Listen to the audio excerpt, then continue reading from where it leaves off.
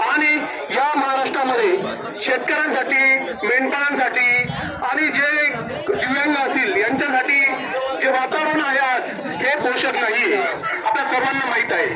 आपण गेली भाजप सरकार म्हणतं की आम्ही हिंदुत्ववादी आहोत. हिंदुत्ववादी आहेत तर शेतकरी सर्व हिंदूच आहे. काल कोणीतरी बोललं की मुस्लिम आणि हिंदू यांच्यामध्ये वाद करतात, तर ते एक मुस्लिम बोलला की मुस्लिमांना देऊ नका पण हिंदूंना तरी शेतकरी कर्जमाफी करा, सातबारा माफ करा. म्हणजे विचार करा, हे फक्त हिंदू मुस्लिम करतं, हे हिंदू मुस्लिम काही नाहीये.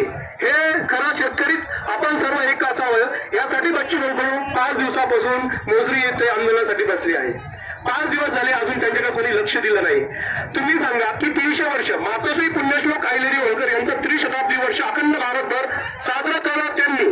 ते म्हणतात आम्ही अखंड भारतभर साजरं केलं. ठीक आहे, भारतभर साजरं केलं, परंतु 300 वर्षामध्ये नांदूर मंदेश्वर होळकरवाडा हा होळकरवाडा एक साईडला पाडला जातो आणि एक साईडला ते म्हणतात आम्ही मातोश्रीचा हिंदुत्ववादी करतो.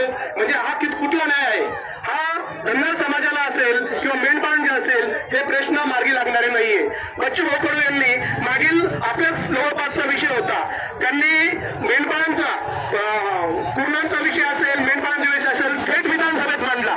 थेट विधानसभेत मांडून आपल्या मेंढपाळांचे चराईच्या संदर्भात विषय असेल कॉरिडॉर करावा, कॉरिडॉर करून त्या ठिकाणी मेंढपाळांसाठी चराई बंदीसाठी त्यांच्यासाठी उपाययोजना करावे. त्या ठिकाणी मेंढपाळ हल्ले होतात, त्या हल्ल्यामध्ये त्यांच्यावरती त्यांच्यासाठी काहीतरी न्याय असावा, काहीतरी मार्ग निवडावा यासाठी आम्ही या ठिकाणी आलो. हा चक्काजाम हा फक्त आज थोडा आहे, पण पुढील काळामध्ये एवढा भव्य दिव्य करू या ठिकाणी प्रशासनही काही करू शकत नाही. याची दखल प्रशासनाने घ्यावी.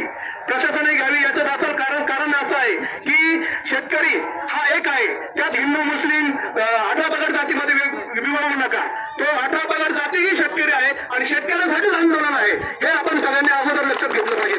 त्यासाठी आपण सर्वजण या आंदोलनासाठी सहभागी झाला, आपण या आंदोलनामध्ये एकत्रित आला.